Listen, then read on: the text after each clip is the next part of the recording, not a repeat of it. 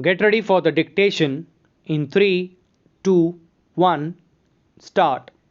It has also proved to be a theoretical surprise, defying the traditional theory that democracy succeeds only in high income societies and have bleak prospects in poor and diverse societies.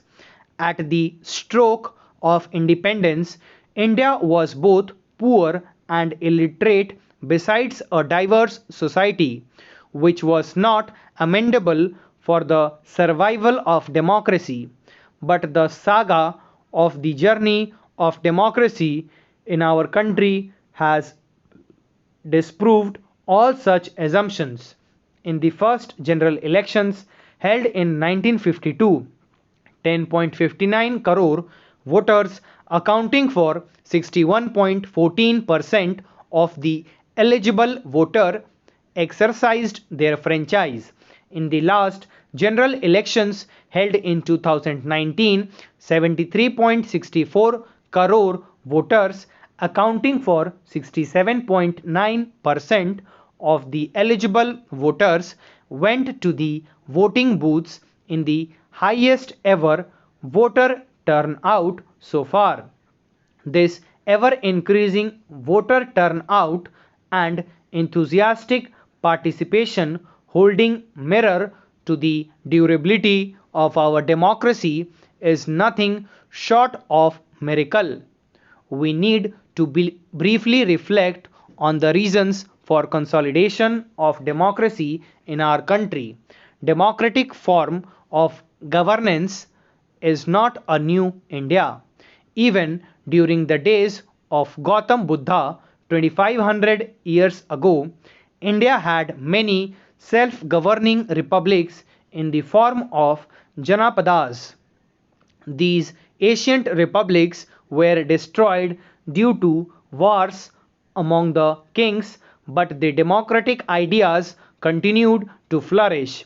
During the colonial era under British rule, India came under centralized control of alien rulers and there was no self governance. Our constitution makers embarked on an unprecedented, extraordinary journey when they decided on creating a democratic republic based on individual liberty, fundamental rights, and universal adult franchise. India's democracy is mature, stable, and has always shown refreshing capacity to adapt to changing conditions and uphold democratic institutions and practices. We are and always have been capable of solving our internal issues ourselves. In the recent times, there have been attempts by certain international agencies and bodies to interfere in India's internal affairs. This is totally unwarranted and uncalled for, and these agencies must desist from such actions. In a world in which most nation states are struggling with multilingual societies, India successfully built a stable framework for coexistence of 22 languages. India will continue to be a model to the world when it comes to the functioning of its strong, vibrant democracy. My dear young friends, it is the quality of democracy in terms of free and fair political and electoral processes and the quality of governance that really matters.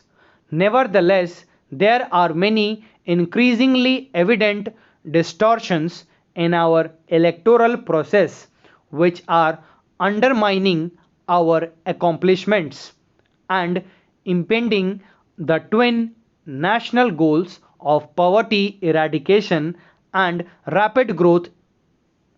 Two glaring distortions need to be addressed by the political system with a sense of urgency and unity. Stop. Thank you.